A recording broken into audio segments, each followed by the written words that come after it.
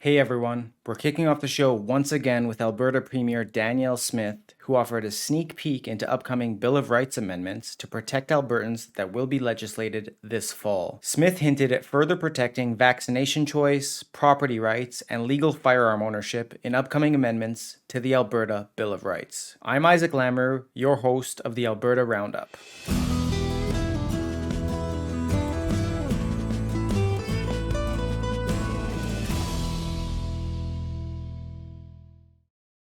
I'm sure that, like me, you're excited to see that Smith is constantly making headlines ahead of her upcoming leadership review on November 2nd. The review follows almost right after legislature recommences on October 28th, so we'll see what Smith can implement right before the review. Let's dive a bit deeper into Smith's recent announcement. Smith revealed 3 amendments that would be coming to the upcoming legislative session in a post to X on Tuesday. First, she said that every Albertan will have the right to make their own vaccine and medical decisions. Additionally, no Albertan will be deprived of their property without due process and just compensation. The final measure announced was an amendment to defend the rights of all legal and responsible firearm owners. Since its inception, the Alberta Bill of Rights has been a reflection of our shared values, recognizing the fundamental rights and freedoms that are essential to a free and democratic society. It enshrines the principles that every Albertan holds dear: freedom of speech, freedom of religion, and the right to equality before the law, among other fundamental rights. It serves much like a constitutional document in that it ensures all provincial laws and policies must align with those listed rights and freedoms. Now, the Bill of Rights has served its purpose well over the years, but as our society evolves, so too must our laws to ensure our rights and freedoms remain properly protected in an ever-changing world. The Premier's first amendment will ensure that any Albertan who has the mental capacity to do so can make their own choices regarding the medical treatments they receive, which includes not only receiving vaccinations, but any other medical procedure. Smith said, quote, "In recent years, we've seen the challenges and hardships that can arise when that right to bodily autonomy is not adequately protected.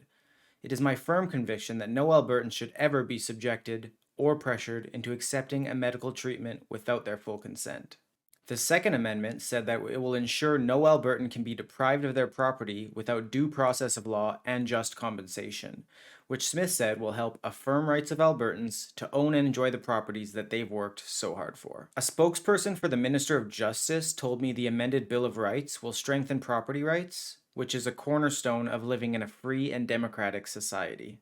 Lastly, Smith said there will be an amendment to defend the rights of legal and responsible firearm owners, because firearms are critical to many Albertans' livelihoods and way of lives. Smith said, quote, "I personally feel that law-abiding firearms owners have been unfairly targeted by our federal government for decades, and it is my hope that these amendments will protect the rights of our farmers, ranchers, hunters, and sports enthusiasts." The Minister of Justice spokesperson told me that they will continue to advocate to the federal government on what they feel are unfair restrictions on lawful firearm owners. While the Alberta Bill of Rights amendments are set to strengthen property rights and protect law-abiding firearms owners, they are unlikely to overrule the federal government's firearm buyback program, which recently saw its cost rise to $67 million despite failing to collect a single gun.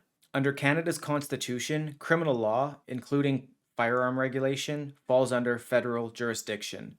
Although Alberta can legislate on property and civil rights, which includes some aspects of firearm ownership, the federal government holds the power to enforce laws that protect public safety. Similar actions have been taken by provinces like Saskatchewan, which introduced the Firearms Act in 2022 to complicate the federal buyback process by introducing strict transportation regulations for firearms. Quebec also attempted to preserve its long gun registry after the federal government dismantled it. However, the Supreme Court ruled in the favor of Ottawa, affirming the federal government's control over firearm regulation. Therefore, while Alberta's amendment may assert provincial rights and challenge federal policies, its actual impact on the buyback program will likely be limited, with any significant legal challenges requiring lengthy court battles that the province will likely lose. I'd like to share that in my view, these amendments to the Bill of Rights are not just legal changes. They are a reaffirmation of the values that make Alberta one of the freest jurisdictions on earth. They are about protecting our rights, our freedoms, and our way of life. We are sending a clear message that in Alberta, The rights of individuals are paramount, and that government must respect those rights at every turn. As your Premier, it is my duty and my honor to stand up for your rights. I believe deeply in the principles of individual freedom and personal responsibility that have guided and built this province for generations.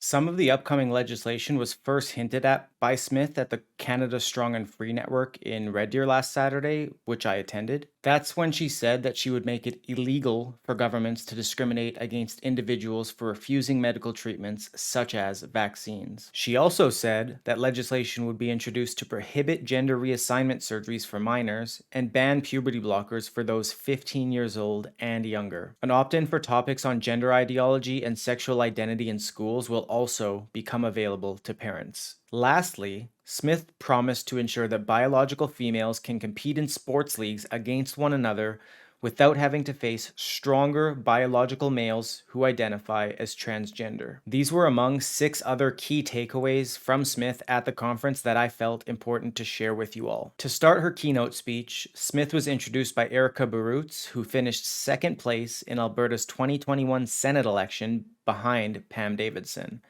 So right at the jump, Smith took aim at Trudeau for overlooking Alberta, and she said the following. In any case, both of them should be sitting representing us in Ottawa, as opposed to a radical extreme LGBT activist, as well as a radical extreme fundraiser for the Liberals for a long time. So that, I don't think, is very reflective of what it is that Alberta has voted for. Smith also spent some time highlighting that her government has lifted Alberta out of the hole that the Alberta NDP had dug. Smith said, quote, "We know this because under the disastrous job-killing policies of the NDP, we watched our great province move backwards.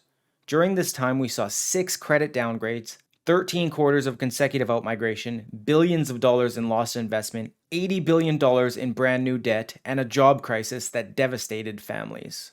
Conversely, under her leadership, Alberta has seen 6 credit upgrades in the last year and a half, resulting in lower interest rates, which has allowed her to finance the Alberta NDP's debt at a lower rate." She also highlighted that Alberta has created over 100,000 jobs in the past year, leading the country with 90% of private sector job creation. While the province is set to lead the nation in job growth until at least 2028, she warned that bad leadership can still stymie a province as prosperous as Alberta. The Premier also revealed that Alberta will be introducing compassionate intervention. Albertans suffering from addiction or mental health problems that pose a danger to themselves or others will be ordered into care for 3 to 4 months, where they will be treated and can recover. Smith said, quote, "This was a very divisive idea when we first proposed it, but today we are seeing some surprising governments that are also supporting it and following our lead in British Columbia. The sort of birthplace of safe supply and crack pipes being issued in vending machines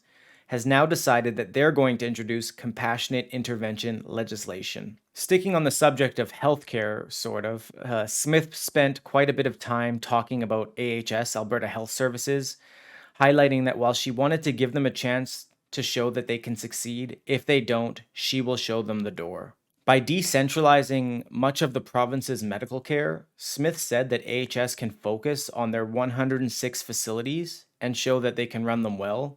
She said she'll reevaluate in a year and see where they stand. Smith was having a fireside chat with the conference's chair, Michael Binion, who recently had to go to the United States to get a surgery done on his hip. His wife had to do the same for a different surgery. So he had to pay $35,000 for the surgery, and Smith said that if it were to cost $25,000 in Alberta, he'd be reimbursed with the latter amount. So yes, Smith said that she is considering implementing a surgical wait time guarantee, where if a service cannot be delivered within the recommended period, the province will reimburse you for services sought abroad. However, she said the following.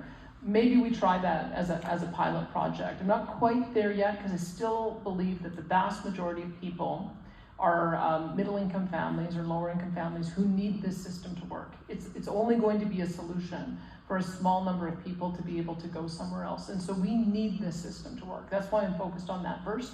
But if taking the pressure off and creating a little bit of an incentive for them to figure out better ways to deliver services, if that type of program does that, then I might be open to having that conversation. Also at the conference, Smith began to slightly change her tune on immigration. She's been generally more pro-immigration than other premiers, but said she sees the Liberals' immigration policies as unsustainable and urged them to return to numbers seen under Stephen Harper, around 1% of the population. Notably, Alberta's immigration has been largely driven by interprovincial migration, thanks to the Alberta Is Calling campaign, which is not available to international migrants. Also, Smith said that the province, joined by Saskatchewan, New Brunswick, and Nova Scotia, is against the feds relocating asylum seekers. The last key point I'll share with you from the conference was very interesting, which is when Smith explained why she thinks conservatives don't succeed and why a cornered Trudeau is dangerous. What Smith said was pretty powerful, so I'll just let you watch the whole clip. You know what I will say? Okay. You know why conservatives... This is why conservatives don't succeed, because conservatives are incrementalists, and I understand that, because I've had other conservative commentators say, she's not a conservative, she's doing too much reform. Here's my view, is that the left comes in, and they move us this far, and then we say, oh, but we're incrementalists, so let's just keep on moving it back a little bit at a time, and then they get elected again, and then they move it this far. My view is, if they're you have to kind of recalibrate back to where the regular person is, and then you can do more incremental change. So we've got a lot more to come, and I can tell you the left takes advantage of these kinds of situations all the time. Gerald Butts, let's not forget what his advice was to Kathleen Wynne, and he's even said this publicly. He knew she was going down in flames. So he said, let's just go for broke these last 10 months, because then it would make it more difficult for the new guys coming in to reverse course, which is why this period of time right now is very, very dangerous with Trudeau on his last legs. This could be the time where they actually bring through the worst of their legislation. And so that's part of the reason why we have to be on guard for that. But I don't think we're going to make that same mistake as a conservative government. Be bold. We have to be bold. And just demonstrating that by being competent and getting things done, that you'll be able to win the next election. That's our strategy.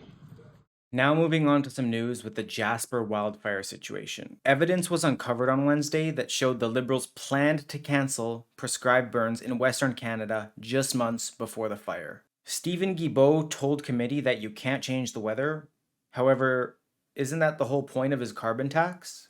So we were more concerned about the situation than some governments. We heard from Mr. Shepard that there were fairly extraordinary conditions.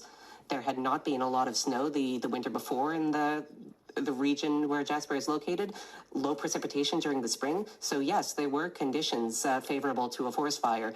A protective zone had been created, of course, but you cannot change the weather. You cannot make it rain. MP for Red Deer Lacombe, Blaine Calkins, who used to work himself in Jasper National Park, got heated at Guilbeault in committee when he said the following. But I do have this. I have from Jonah Mitchell a response to Melanie Kwong at Parks Canada that says, at what point do we make the organizational decision to cancel planned prescribed burns in Western Canada as more and more media articles raise public concern, public and political perception may become more important than actual prescription windows? This is what your organization is doing, and you're not giving them the direction, and that lies with you, Minister. You're responsible for that. When are you going to take responsibility for the $1 billion of damage that happened in Jasper? Everybody knew this was coming. Everybody knew it, and you were told. And yet here we are, $1 billion worth of assets burned down, and our beautiful Jasper National Park, where I used to work, is laying in ruins. You may remember a True North exclusive where a whistleblower came forward and admitted that Parks Canada was so confident in their ability to control and fight wildfires that they intentionally allowed deadwood to collect inside of Jasper National Park. According to Peter Schultz, who was hired by Parks Canada in 2008, the Parks Canada wildfire chief at the time told him in a January 2008 meeting, quote, "We have become so good at controlling and stopping fires that we just build up deadwood supplies." Schultz estimated that by last summer, close to 40% of Jasper National Park trees were standing deadwood, killed by pine beetle infestation, creating the perfect scenario for a massive wildfire. In a LinkedIn post, Schultz pinned the blame of the wildfire directly on Parks Canada and Jasper National Park superintendents. If Jasper Town burns, I blame the bureaucrats of Parks Canada, especially all the Jasper National Park superintendents since 2005. This is on you, he wrote. Not doing your job because of eco-activists who now will blame climate change rather than take responsibility for their own willful ignorance regarding proper forest management. NDP MP Heather McPherson also spoke to Guilbeault in committee. She said that they cut firefighting supports by $30 million. In fact, Smith has increased the budget by 50% in her first year, and it's the highest that it's ever been. A journalist made a similar error in July, but was quickly corrected by Smith. I wonder how McPherson hadn't seen this. Here's the clip. Thank you for taking my question. So your government over the last few years has made various cuts to Alberta's wildfire fighting budget. Do you regret making those cuts now? Why or why not? Well, look, I mean, my first firefighting season was last year. And what we did in response to that was we increased the firefighting budget by 50%. In 2023-4, it was $100.4 million. In 24-25, we increased it to $155.4 million, and that's the highest it's ever been. I'm sure we'll see the Jasper wildfire situation evolve further over the coming days, weeks, and months, and I can only hope that whomever put us in this mess gets brought to justice. Now a bit of a flashback with news regarding Calgary pastor Derek Reimer, who was arrested and charged after protesting at a drag queen story hour at a public library. Reimer was previously on the Alberta Roundup in March 2023, where he discussed his case, as well as the new bylaw in Calgary which prohibits specified protesters from coming within 100 meters of a public building, and which expands the harassment bylaw to include intimidation. Reimer has been acquitted of 2 charges related to his protest at Calgary Public Library. The following statements can be attributed to the Canadian Independent. Reimer had been charged under the Criminal Code with causing a disturbance and mischief. Specifically, he was accused of unlawfully obstructing the library board's operations of the event and causing a disturbance by shouting and using insulting language during the session. According to the ruling, while Reimer's presence and shouting during the event caused emotional upset to some attendees, it did not result in a legally sufficient public disturbance or interference with the library's operation. On the mischief charge, the court concluded that Reimer did not unlawfully obstruct or interfere with the library's operation. Although his protest was loud and emotional, the judge determined that the Calgary Public Library Board's functions were not hindered. Justice Fradsham ultimately found no evidence that Reimer's actions were wrongful in the sense required to meet the threshold for criminal mischief. The last story we'll cover today is some recent data from a City News poll. The poll showed that the majority of residents in Toronto, Edmonton, Calgary, and Vancouver believe their mayor and city council are out of touch with what residents want. I'll let you guess which city is in last place. Without making you wait too long, surprise, surprise, it's Calgary, where 74% of residents felt their mayor and council were out of touch. Next place was Edmonton at 72%, Vancouver at 70%, and Toronto at 61%. I wasn't surprised to see Calgary in last place given the recent drama with the LRT. Across all 4 cities, only 1 in 4 residents felt their mayor should be re-elected. Again, last place was Calgary, where only 18% of respondents said that Jyoti Gondek deserved re-election, and 41% said she was doing a good job. She was followed by Ken Sim in Vancouver, where 25% said he deserved re-election and 50% said he was doing a good job. Next place was Edmonton's Mayor Amarjeet Sohi, with 26% saying he deserved re-election and 47% thinking he did a good job. Leading the pack was Mayor Olivia Chow, where 36% of residents said she deserved re-election and 58% said she was doing a good job. Look, when Olivia Chow is leading the pack, we know that Canada's top mayors can't be very well liked. Remember back in April when the Alberta government announced that it would be introducing a bill that would feature political parties at the municipal level? If that ever comes to be, maybe it will strengthen the trust in mayors among citizens, as they'll be much more aware of who they're getting into bed to when they vote them in. Let me know if you think it will make any difference in the comments. Speaking of comments, let's jump right into the comment roundup. It was very challenging to choose from the almost 500 comments last episode, and I could have easily picked like 100 of them, but I just decided to go with the first few that stood out to me. But you should all know that I read every single comment and I do appreciate them greatly. So the first comment comes from @DianaCarr KJ7BK, who said, "I just was at my doctor's today. When I arrived, there was a long lineup I have never seen out of the 7 years I have been going. So as I walked up, there were many Asian descents in line, at least 32 that I counted, just out the door. These were mostly elders and about 12 to 15 younger Asians. Our healthcare system is so maxed out. So, yeah, that first comment telling the story about the visitors to the doctor's office, I decided to highlight this one because I've had various reasons to need to go to the doctors over the last few months, but honestly, I'd rather deal with the pain and struggle than go to the doctors and live through that experience. Also, recently, people have been sharing their favorite things about Canadian healthcare after Trudeau bragged about it on Steven Guilbeault. Some of the Canadians' favorite things they shared to X recently were being taxed to death for the healthcare system without using it for 50 years, dying on wait lists, and being offered MAID instead of having to wait years for surgery. The next comment comes from Bill Parsons, RB3VD, who said, I support Jennifer Johnson 110%. That was a perfect example of gaslighting by definition. I'm not one of Jennifer's constituents, so I can't vote for her, but wish I could. I called her constituency office to give my support. I would say that Jennifer represents the views of the majority of Albertans and Canadians. I urge Premier Smith to bring her back into caucus immediately. Jennifer should have never been ejected. Yeah, so Bill, I just wanted to highlight this because I think it's commendable that you called her office to offer her support.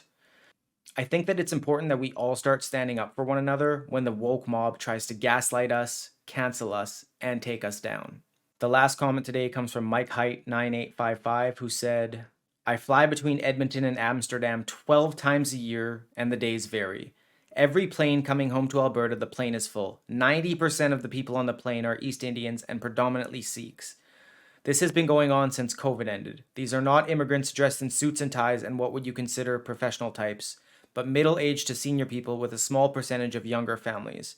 There are 3 flights a day to Canada, all leaving around the same time in the afternoon. Edmonton, Calgary, and Toronto departures. The other planes have about the same amount of East Indians on them as you walk between the gates and look. The Premier said we didn't want any more immigrants, but I can tell you the amount of people coming in has not slowed down even a little bit. So yeah, Mike, the last comment I decided to highlight today was yours because of a similar anecdote a family member recently shared with me. He was on a plane coming back to Canada, and he said it was filled with Indians who didn't speak a word of English and couldn't even figure out how to open the bathroom door on the airplane. These are the type of immigrants we have coming into Canada by the millions. Look outside. Surely this isn't the Canada you remember growing up. So I'd like to thank everyone for making it all the way through my 3rd episode of hosting the Alberta Roundup. Every week I get to host the show. I grow a deeper admiration for my job and the great honor that it is to have this opportunity to share these stories with you all. As for those who have recommended that I get a comb, I think my mom actually tried to give me one once, but I said no thanks. I don't need a comb because my hand, it does the trick. Also, I didn't just wake up. This took me like 5-10 minutes in the mirror, and I know it's a fiasco, but it's a delicate art, people, and my hair's, it's not what it used to be. Anyways, thank you, God bless, and have a wonderful weekend.